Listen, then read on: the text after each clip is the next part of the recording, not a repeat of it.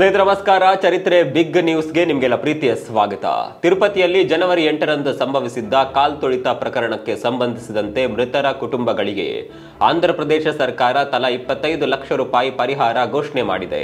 ಈ ಕುರಿತು ಘೋಷಣೆ ಹೊರಬಿದ್ದಿದೆ. ವೈಕುಂಠ ದ್ವಾರ ದರ್ಶನಕ್ಕಾಗಿ ಟೋಕನ್ ವಿತರಣಾ ಕೇಂದ್ರಗಳಲ್ಲಿ ಈ ಕಾಲ್ತುಳಿತ ಸಂಭವಿಸಿತ್ತು. ಈ ಘಟನೆಯಲ್ಲಿ ಕರ್ನಾಟಕದ ಓರ್ವ ಯುವತಿ ಸೇರಿ 6 ಮಂದಿ ಸಾವನ್ನಪ್ಪಿದ್ದರು. ಇನ್ನು ಆಂಧ್ರ ಮುಖ್ಯಮಂತ್ರಿ ಚಂದ್ರಬಾಬು ನಾಯ್ಡು ಹಾಗೂ ಡಿಸಿಎಂ ಪವನ್ ಕಲ್ಯಾಣ್ ಗುರುವಾರ ತಿರುಪತಿಗೆ ಭೇಟಿ ನೀಡಿದ್ದು ಗಾಯಾಳುಗಳ ಆರೋಗ್ಯ ವಿಚಾರಿಸಿದ್ರು. ಮೃತರ ಕುಟುಂಬಸ್ಥರಿಗೆ ಸಾಂತ್ವನ ಕೂಡ ಹೇಳಿದ್ರು.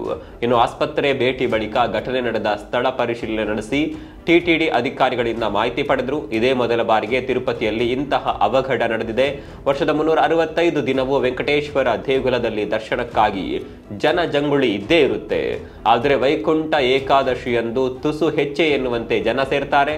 ಇನ್ನು ಕ್ಯೂನಲ್ಲಿ ಅಸ್ವಸ್ಥಗೊಂಡಿದ್ದ ಮಹಿಳೆಯನ್ನ ಹೊರತರುವಾಗ ಏಕಾಏಕಿ ತಪ್ಪು ಭಾವಿಸಿದ ಜನರು ಗೇಟ್ನಲ್ಲಿ ಒಳ ಪ್ರವೇಶಿಸಲು ಮುಂದಾಗಿದ್ದೇ ಈ ಅವಘಡಕ್ಕೆ ಕಾರಣ ಎನ್ನಲಾಗಿದೆ. ಇದರ ಮಧ್ಯೆ ಟಿಟಿಡಿ ಪ್ರಕರಣದ ಕುರಿತು ಹೆಚ್ಚಿನ ವಿಚಾರಣೆಗೆ ಆದೇಶ ನೀಡಿದೆ. ದೇಶದ ಜನರ ಕ್ಷಮೆ ಕೂಡ ಕೋರಿದೆ. ಕರ್ನಾಟಕದಲ್ಲಿ 6 ನಕ್ಸಲರು ಸಿಎಂ ಸಮ್ಮುಖದಲ್ಲಿ ಸಮಾಜದ ಮುಖ್ಯವಾಹಿನಿಗೆ ಸೇರಿದರೆ ಅತ್ತ ಛತ್ತೀಸ್ಗಢದ ಸುಕ್ಮಾ ಜಿಲ್ಲೆಯಲ್ಲಿ ನಕ್ಸಲರ ವಿರುದ್ಧ ಮತ್ತೆ ಎನ್ಕೌಂಟರ್ ನಡೆಸಲಾಗಿದೆ. ಗುರುವಾರ ಭದ್ರತಾ ಪಡೆಗಳು ನಡೆಸಿದ ಎನ್ಕೌಂಟರ್ನಲ್ಲಿ 3 ನಕ್ಸಲರು ಸಾವನ್ನಪ್ಪಿದ್ದಾರೆ.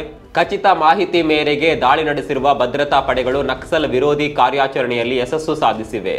ಒಟ್ಟು 3 ನಕ್ಸಲರ ಶವಗಳನ್ನು ವಶಪಡಿಸಿಕೊಳ್ಳಲಾಗಿದೆ ಮತ್ತು ಶೋಧ ಕಾರ್ಯಾಚರಣೆ ಇನ್ನೂ ನಡೆಯುತ್ತಿದೆ ಅಂತ ಛತ್ತೀಸ್ಗಢ ಗೃಹ ಸಚಿವ ವಿಜಯ್ ಶರ್ಮಾ ಹೇಳಿದ್ದಾರೆ. ಜನವರಿ 6ರಂದು ಬಿಜಾಪುರ ಜಿಲ್ಲೆಯಲ್ಲಿ ನಕ್ಸಲರು ಐಇಡಿ ಸ್ಫೋಟ ಬಳಸಿ 8 ಭದ್ರತಾ ಸಿಬ್ಬಂದಿಯನ್ನ ಬಲಿ ಪಡೆದಿದ್ರು. ಅದರ ಬೆನ್ನಲ್ಲೇ ಭದ್ರತಾ ಪಡೆಗಳು ಈ ಕಾರ್ಯಾಚರಣೆ ನಡೆಸಿವೆ. ದೆಹಲಿಯ ಶಂಭು ಗಡಿಯಲ್ಲಿ ಆತ್ಮಹತ್ಯೆಗೆ ಯತ್ನಿಸಿದ ರೈತ ಕೊನೆಗೂ ಸಾವಿಗೀಡಾಗಿದ್ದಾರೆ. ಪಟಿಯಾಲ ಆಸ್ಪತ್ರೆಯಲ್ಲಿ ಚಿಕಿತ್ಸೆ ಫಲಕಾರಿಯಾಗದೆ ರೈತ ಸಾವಿಗೀಡಾಗಿದ್ದಾರೆ. 50 ವರ್ಷದ ರೇಷಮ್ ಸಿಂಗ್ ಪ್ರತಿಭಟನೆ ವೇಳೆ ವಿಷ ಸೇವಿಸಿ ಆತ್ಮಹತ್ಯೆಗೆ ಯತ್ನಿಸಿದ್ದರು. ಕೂಡಲೇ ಅವರನ್ನ ಪಟಿಯಾಳ ಜಿಲ್ಲಾಸ್ಪತ್ರೆಗೆ ದಾಖಲಿಸಲಾಗಿತ್ತು. ಆದರೆ ಚಿಕಿತ್ಸೆ ಫಲಕಾರಿಯಾಗದೆ ಅವರು ಮೃತಪಟ್ಟಿದ್ದಾರೆ ಅಂತ ಆಸ್ಪತ್ರೆ ಮೂಲಗಳು ತಿಳಿಸಿವೆ. ಅಂದಹಾಗೆ ದೆಹಲಿಯ ಶಂಭು ಗಡಿಯಲ್ಲಿ ರೈತರು ಸುಮಾರು 1 ವರ್ಷದಿಂದ ಬೆಳೆಗಳಿಗೆ ಎಂಎಸ್ಪಿ ಜಾರಿಗೆ ಒತ್ತಾಯಿಸಿ ಪ್ರತಿಭಟನೆ ನಡೆಸುತ್ತಿದ್ದಾರೆ. ಸಂಯುಕ್ತ ಕಿಸಾನ್ ಮೋರ್ಚಾ ಈ ಪ್ರತಿಭಟನೆ ಆಯೋಜಿಸಿದೆ. ಸುಪ್ರೀಂ ಕೋರ್ಟ್ ಮಧ್ಯಸ್ಥಿಕೆಯನ್ನ ಸಹ ಪ್ರತಿಭಟನಾಕಾರರು ತಳ್ಳಿ ಹಾಕಿದ್ದಾರೆ. ಹೀಗಾಗಿ ಸಮಸ್ಯೆ ಬಿಗಡಾಯಿಸಿದೆ. ಕಳೆದ ಡಿಸೆಂಬರ್ನಲ್ಲೂ ರೈತನೊಬ್ಬ ಇದೇ ಸ್ಥಳದಲ್ಲಿ ಆತ್ಮಹತ್ಯೆ ಮಾಡಿಕೊಂಡಿದ್ದ. ಇದೀಗ ತಿಂಗಳ ಅಂತರದಲ್ಲೇ ಮತ್ತೊಬ್ಬ ಅನ್ನದಾತ ಜೀವ ಬಿಟ್ಟಿದ್ದಾನೆ. ಇಂಡಿಯಾ ಮೈತ್ರಿಕೂಟದಲ್ಲಿನ ವೈಮನಸ್ಸುಗಳು ದಿನದಿಂದ ದಿನಕ್ಕೆ ದೊಡ್ಡದಾಗುತ್ತಲೇ ಇದೆ. ಮೈತ್ರಿಕೂಟದ ನಾಯಕತ್ವ ಹೊಂದಿರುವ ಕಾಂಗ್ರೆಸ್ ಬಗ್ಗೆ ಟಿಎಂಸಿ ಆರ್ಜೆಡಿ ಅಪಸ್ವರ ಎತ್ತಿರುವಂತೆ ಇದೀಗ ನ್ಯಾಷನಲ್ ಕಾನ್ಫರೆನ್ಸ್ ಒಕ್ಕೂಟದ ಅಸ್ತಿತ್ವವನ್ನೇ ಪ್ರಶ್ನಿಸಿದೆ. ಈ ಕುರಿತು ಜಮ್ಮು ಕಾಶ್ಮೀರದ ಮುಖ್ಯಮಂತ್ರಿ ಒಮರ್ ಅಬ್ದುಲ್ಲಾ ತಮ್ಮ ಬೇಸರ ಹೊರಹಾಕಿದ್ದಾರೆ. ಇಂಡಿಯಾ ಮೈತ್ರಿಕೂಟವು ಕೇವಲ ಸಂಸತ್ ಚುನಾವಣೆಗೆ ಮಾತ್ರ ರಚಿಸಲಾಗಿದ್ದರೆ ಅದನ್ನ ವಿಸರ್ಜಿಸುವುದು ಉತ್ತಮ ಅಂತ ಅವರು ಹೇಳಿದ್ದಾರೆ. ಯಾವುದೇ ಸಮಯದ ಮಿತಿಯನ್ನ ನಿಗದಿಪಡಿಸಲಾಗಿಲ್ಲ ಅನ್ನೋದು ನಿಜವಾಗಿದ್ದರೆ ಒಕ್ಕೂಟಕ್ಕೆ ಸ್ಪಷ್ಟತೆ ಇರಬೇಕಿತ್ತು. ಆದರೆ ನಾಯಕತ್ವ ಮತ್ತು ಕಾರ್ಯಸೂಚಿಯ ಬಗ್ಗೆ ಮೈತ್ರಿಕೂಟಕ್ಕೆ ಸ್ಪಷ್ಟತೆಯ ಕೊರತೆ ಇದೆ ಅಂತ ಒಮರ್ ತಮ್ಮ ಅಸಮಾಧಾನ ಹೊರಹಾಕಿದ್ದಾರೆ. ಅಂದಹಾಗೆ ಇಂಡಿಯಾ ಬಣವು ಲೋಕಸಭಾ ಚುನಾವಣೆಗೆ ಮಾತ್ರ ಎಂಬ ಆರ್ಜೆಡಿ ನಾಯಕರ ಹೇಳಿಕೆಯ ಕುರಿತಾದ ಪ್ರಶ್ನೆಗೆ ಜಮ್ಮು ಕಾಶ್ಮೀರ ಸಿಎಂ ಈ ರೀತಿ ಉತ್ತರ ನೀಡಿದ್ದಾರೆ. ಕೊರೆಯುವ ಚಳಿಯಲ್ಲೂ ದೆಹಲಿಯಲ್ಲಿ ವಿಧಾನಸಭಾ ಚುನಾವಣೆಯ ಕಾವು ಏರಿದೆ. ಎಎಪಿ, ಬಿಜೆಪಿ, ಕಾಂಗ್ರೆಸ್ ನಡುವೆ ತ್ರಿಕೋನ ಸ್ಪರ್ಧೆ ಏರ್ಪಡುವ ಲಕ್ಷಣಗಳು ಕಂಡುಬರ್ತಿವೆ. 3 ಪಕ್ಷಗಳು ದೆಹಲಿಯ ಅಧಿಕಾರವನ್ನ ಅನುಭವಿಸಿದ್ದು ಈ ಬಾರಿ ಉಚಿತ ಯೋಜನೆಗಳೇ ಪ್ರಚಾರದ ಹೈಲೈಟ್ ಆಗುವ ಸಾಧ್ಯತೆ ಇದೆ.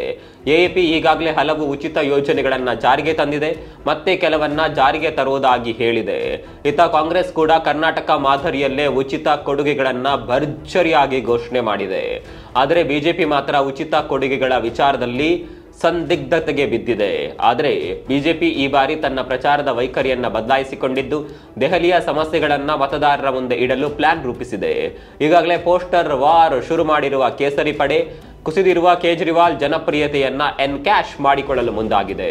ದೆಹಲಿಯ ಹಿಂದಿನ ಚುನಾವಣೆಗಳನ್ನ ಗಮನಿಸಿದ್ರೆ ಇಲ್ಲಿಯ ಮತದಾರ 2 ಭಿನ್ನ ಬಗೆಯಲ್ಲಿ ಮತ ಚಲಾಯಿಸುತ್ತಾನೆ. ರಾಷ್ಟ್ರಕ್ಕೆ ಸಂಬಂಧಿಸಿದಂತೆ ಲೋಕಸಭೆ ವಿಚಾರದಲ್ಲಿ ಒಂದು ರೀತಿಯ ಫಲಿತಾಂಶ ನೀಡಿದರೆ ರಾಜ್ಯಕ್ಕೆ ಸಂಬಂಧಿಸಿದ ವಿಧಾನಸಭಾ ಎಲೆಕ್ಷನ್ ನಲ್ಲಿ ಭಿನ್ನವಾಗಿ ವರ್ತಿಸ್ತಾನೆ. ಹೀಗಾಗಿ ಬಿಜೆಪಿಗೆ ಈ ಬಗ್ಗೆ ತುಸು ಹೆದರಿಕೆ ಇದೆ. ಆದರೆ ಈ ಬಾರಿ ಈ ನಿರೀಕ್ಷೆಯನ್ನ ಸುಳ್ಳಾಗಿಸಲು ಬಿಜೆಪಿ ಪ್ರಯತ್ನಿಸುತ್ತಿದೆ. ಇನ್ನೊಂದೆಡೆ ಕಾಂಗ್ರೆಸ್ ಈ ಎರಡು ಪಕ್ಷಗಳ ನಡುವೆ ಜಾಗ ಮಾಡಿಕೊಳ್ಳಲು ಓಡಾಡ್ತಾ ಇದೆ. ಪ್ರಮುಖವಾಗಿ ಅಲ್ಪಸಂಖ್ಯಾತರನ್ನ ನಂಬಿಕೊಂಡಿರುವ ಕೈಪಡೆ ಶತಾಯ ಗತಾಯ ಅಧಿಕಾರಕ್ಕೇರುವ ಪ್ರಯತ್ನ ಮಾಡ್ತಿದೆ. ಜನವರಿ 13ರಿಂದ ಆರಂಭಗೊಳ್ಳಲಿರುವ ಮಹಾಕುಂಭಮೇಳಕ್ಕೆ ಪ್ರಯಾಗ್ರಾಜ್ ಮಧುವಣ ಗಿತ್ತಿಯಂತೆ ಶೃಂಗಾರಗೊಂಡಿದೆ. ವಿಶ್ವದ ಅತಿ ದೊಡ್ಡ ಈ ಧಾರ್ಮಿಕ ಕೈಕರ್ಯಕ್ಕೆ ಇಡೀ ಉತ್ತರ ಪ್ರದೇಶ ಸರ್ಕಾರವೇ ಟೊಂಕ ಕಟ್ಟಿ ನಿಂತಿದೆ. ಪ್ರಯಾಗ್ರಾಜ್ನಲ್ಲಿ ಈಗಾಗಲೇ ಮಹಾಕುಂಭದ ಎಲ್ಲ ಸಿದ್ಧತೆಗಳು ಪೂರ್ಣಗೊಂಡಿವೆ. ಆರೋಗ್ಯ ಸೌಲಭ್ಯಗಳನ್ನು ಒದಗಿಸಲು 100 ಹಾಸಿಗೆಗಳ ಕೇಂದ್ರೀಯ ಆಸ್ಪತ್ರೆಯನ್ನ ನಿರ್ಮಿಸಲಾಗಿದೆ. ಇದಲ್ಲದೆ ಚಿಕ್ಕ ಚಿಕ್ಕ 23 ಚಿಕಿತ್ಸಾಲಯಗಳನ್ನ ಸಹ ನಿರ್ಮಿಸಲಾಗಿದೆ. ಪ್ರತ್ಯೇಕ ಪ್ರಯೋಗಾಲಯವನ್ನ ಸ್ಥಾಪಿಸಲಾಗಿದ್ದು 50 ಬಗೆಯ ಪರೀಕ್ಷೆಗಳನ್ನ ಉಚಿತವಾಗಿ ಮಾಡಲಾಗುತ್ತೆ ಅಂತ ಪ್ರಯಾಗ್ರಾಜ್ ಜಿಲ್ಲಾಡಳಿತ ಮಾಹಿತಿ ನೀಡಿದೆ. ಇನ್ನು ಮಹಾಕುಂಭದಲ್ಲಿ 125 ಆಂಬ್ಯುಲೆನ್ಸ್ಗಳನ್ನು ನಿಯೋಜಿಸಲಾಗಿದೆ. ಸುಮಾರು 60 ಬೋಟ್ ಆಂಬ್ಯುಲೆನ್ಸ್ಗಳು ಸಹ ಇರಲಿವೆ. ಇದರ ಜೊತೆಗೆ ಏರ್ ಆಂಬ್ಯುಲೆನ್ಸ್ ವ್ಯವಸ್ಥೆಯನ್ನ ಕೂಡ ಮಾಡಲಾಗಿದೆ. ಇಡೀ ಪ್ರಯಾಗ್ರಾಜ್ನಲ್ಲಿ ಸರಿಸುಮಾರು 6,000 ಹಾಸಿಗೆಗಳನ್ನ ಕಾಯ್ದಿರಿಸಲಾಗಿದೆ ಅಂತ ಜಿಲ್ಲಾಡಳಿತ ತಿಳಿಸಿದೆ. ಉಳಿದಂತೆ ಕುಡಿಯುವ ನೀರು, ಸಾರಿಗೆ ವ್ಯವಸ್ಥೆ ಬಹುತೇಕ ಎಲ್ಲವೂ ತಯಾರಿಯಾಗಿದೆ. ತಿರುಪತಿ ಕಾಲ್ತುಳಿತ ಘಟನೆ ಬಳಿಕ ಪ್ರಯಾಗ್ರಾಜ್ ಜಿಲ್ಲಾಡಳಿತ ಸ್ನಾನಘಟ್ಟಗಳಲ್ಲಿ ಜನಸಂದಣಿ ಆಗದಂತೆ ಕಟ್ಟೆಚ್ಚರ ವಹಿಸಲು ಸೂಚಿಸಿದೆ. ಈಗಾಗಲೇ ಹಲವಾರು ಸಾಧು ಸಂತರು ಪುಣ್ಯನಗರಿಗೆ ಆಗಮಿಸುತ್ತಿದ್ದು ಇಡೀ ವಲಯ ಕೇಸರಿಮಯವಾಗಿ ಬದಲಾಗಿದೆ.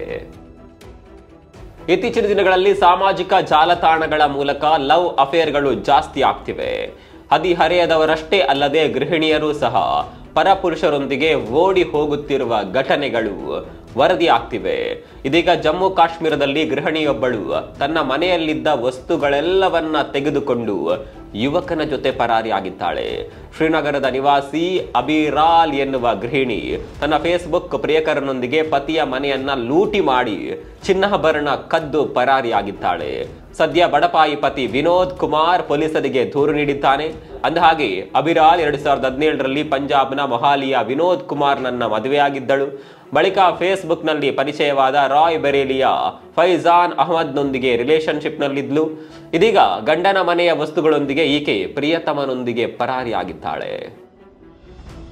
ಜಗತ್ತಿನಲ್ಲಿ ಎಂತೆಂಥ ಘಟನೆಗಳು ನಡೆಯುತ್ತವೆ. ಆದರೆ ಕೆಲವೊಮ್ಮೆ ಅವುಗಳನ್ನು ನಂಬುವುದು ಕೂಡ ಕಷ್ಟವಾಗುತ್ತೆ. ಅಂಥದ್ದೇ ಒಂದು ಘಟನೆ ಚೀನಾದಲ್ಲಿ ನಡೆದಿದೆ.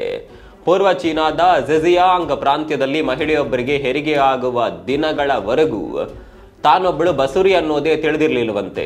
ಅಂದಹಾಗೆ 36 ವರ್ಷದ ಮಹಿಳೆಗೆ ಮದುವೆಯಾಗಿ ಹಲವು ವರ್ಷಗಳು ಕಳೆದರೂ ಮಕ್ಕಳಾಗಿರಲಿಲ್ಲ. ಹೀಗಾಗಿ ಸಂತಾನ ಪಡೆಯಲು ಹಲವು ಚಿಕಿತ್ಸೆಗಳನ್ನ ಕೂಡ ಪಡೆಯಲಾಗಿತ್ತು. ಆದರೆ ಯಾವುದೇ ಪ್ರಯೋಜನವಾಗಿರಲಿಲ್ಲ.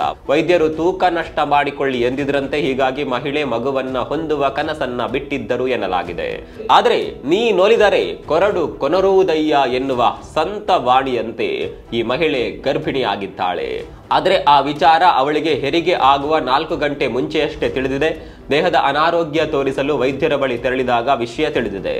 ವೈದ್ಯರು ಕೂಡಲೇ ಶಸ್ತ್ರಚಿಕಿತ್ಸೆ ಮಾಡಿ ಮಗುವನ್ನ ಹೊರತೆಗೆದಿದ್ದಾರೆ. ಈಗ ತಾಯಿ ಮಗು ಆರೋಗ್ಯವಾಗಿದ್ದಾರೆ. ಘಟನೆ ಸ್ಥಳೀಯ ಪತ್ರಿಕೆಗಳಲ್ಲಿ ಸಖತ್ ಸುದ್ದಿಯಾಗಿದೆ. ಹಣದುಬ್ಬರ ಹಾಗೂ ಆರ್ಥಿಕ ಸಂಕಷ್ಟದಿಂದ ನಲಗ್ತಾ ಇರುವ ಪಾಕಿಸ್ತಾನಕ್ಕೆ ಜಾಕ್ ಪಾಟ್ ಹೊಡೆದಿದೆ. ಸಿಂಧೂ ನದಿಯ ದಡದಲ್ಲಿ ಅಪಾರ ಪ್ರಮಾಣದ ಚಿನ್ನದ ನಿಕ್ಷೇಪ ಇರುವುದು ಪತ್ತೆಯಾಗಿದೆ. ಪಾಕ್ನ ಪಂಜಾಬ್ ಪ್ರಾಂತ್ಯದ ಅಕ್ಟೋಕ್ ಪ್ರದೇಶದ ನದಿ ಮುಖಜ ಭೂಮಿಯಲ್ಲಿ ಚಿನ್ನ ಸೇರಿದಂತೆ ಅತ್ಯಮೂಲ್ಯ ಖನಿಜಗಳ ನಿಕ್ಷೇಪವಿರುವುದು ಸರ್ವೆಯಲ್ಲಿ ತಿಳಿದು ಬಂದಿದೆ. ಸರಿಸುಮಾರು 90,000 ಕೋಟಿ ಮೌಲ್ಯದ ಚಿನ್ನದ ನಿಕ್ಷೇಪವಿರುವ ಬಗ್ಗೆ ಭೂವಿಜ್ಞಾನಿಗಳು ಅಂದಾಜಿಸಿದ್ದಾರೆ. ಆದರೆ ಪಾಕಿಸ್ತಾನ ಸರ್ಕಾರ ಈ ಕುರಿತು ಯಾವುದೇ ಸ್ಪಷ್ಟ ಮಾಹಿತಿ ಹೊರಹಾಕಿಲ್ಲ. ಮೂಲಗಳ ಪ್ರಕಾರ ಕಳೆದ ಹಲವು ವರ್ಷಗಳಿಂದ ಪಾಕಿಸ್ತಾನ ಖನಿಜ ನಿಕ್ಷೇಪ ಹುಡುಕೋದ್ರಲ್ಲಿ ಬ್ಯುಸಿಯಾಗಿದೆ. ಇತ್ತೀಚೆಗೆ ರಾವಲ್ಪಿಂಡಿ ಹಾಗೂ ಕರಾಚಿ ವಲಯದಲ್ಲೂ ಖನಿಜ ಹಾಗೂ ತೈಲ ನಿಕ್ಷೇಪಗಳು ಇರುವ ಬಗ್ಗೆ ಸುದ್ದಿಯಾಗಿತ್ತು. ಇದೀಗ ಸಿಂಧೂ ನದಿಯ ದಡದಲ್ಲಿ ಚಿನ್ನದ ನಿಕ್ಷೇಪ ಇರುವುದು ತಿಳಿದು ಬಂದಿದೆ. ಆದರೆ ಇದು ನಿಜವಾಗಿಯೂ ಈ ನಿಕ್ಷೇಪ ಸಂಸ್ಕರಿಸುವಷ್ಟು ಲಾಭದಾಯಕವಾಗಿದೆಯೇ ಅನ್ನೋದು ಗೊತ್ತಾಗಬೇಕಿದೆ. ಹಿಮಾಲಯದಲ್ಲಿ ಹುಟ್ಟುವ ಸಿಂಧೂ ನದಿ ಭಾರತದಲ್ಲಿ ಹರಿದು ಬಳಿಕ ಪಾಕಿಸ್ತಾನದಲ್ಲಿ ದಕ್ಷಿಣಾಭಿಮುಖವಾಗಿ ಹರಿದು ಅರಬ್ಬಿ ಸಮುದ್ರ ಸೇರುತ್ತದೆ. ಅಮೆರಿಕದ ಲಾಸ್ ಏಂಜಲೀಸ್ನಲ್ಲಿ ಕಾಣಿಸಿಕೊಂಡಿರುವ ಕಾಡ್ಗಿಚ್ಚು ತೀವ್ರ ಸ್ವರೂಪ ಪಡೆದುಕೊಂಡಿದೆ. ಇದರಿಂದಾಗಿ ಇಡೀ ಚಿತ್ರನಗರಿಯನ್ನೇ ತಾತ್ಕಾಲಿಕವಾಗಿ ಸ್ಥಳಾಂತರಿಸಬೇಕಾದ ಅನಿವಾರ್ಯತೆ ಎದುರಾಗಿದೆ. ಹಾಲಿವುಡ್ ಪ್ರದೇಶದಿಂದ ಜನರನ್ನ ಸ್ಥಳಾಂತರಿಸುವ ಕಾರ್ಯಕ್ಕೆ ಚಾಲನೆ ನೀಡಲಾಗಿದೆ. ದುರ್ಘಟನೆಯಲ್ಲಿ ಇಲ್ಲಿವರೆಗೆ 5 ಜನ ಪ್ರಾಣ ಕಳೆದುಕೊಂಡಿದ್ದಾರೆ.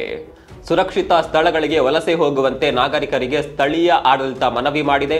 ತುರ್ತು ಪರಿಸ್ಥಿತಿ ರಕ್ಷಣಾ ಕಾರ್ಯಾಚರಣೆ ನಡೆಸಲಾಗ್ತಾ ಇದೆ. ಇನ್ನು ಭೀಕರ ಕಾಡ್ಗಿಚ್ಚಿನ ಹಿನ್ನೆಲೆಯಲ್ಲಿ ಆಸ್ಕರ್ ಪ್ರಶಸ್ತಿ ಪ್ರದಾನ ಸಮಾರಂಭವು ಮುಂದೂಡಿಕೆಯಾಗಿದೆ. ಇದಾಗಿತ್ತು ಇವತ್ತಿನ ಪ್ರಮುಖ ಸುದ್ದಿಗಳು. ನಾಳೆ ಮತ್ತೆ ಭೇಟಿಯಾಗೋಣ. ಅಲ್ಲಿವರೆಗೂ ನಮಸ್ಕಾರ.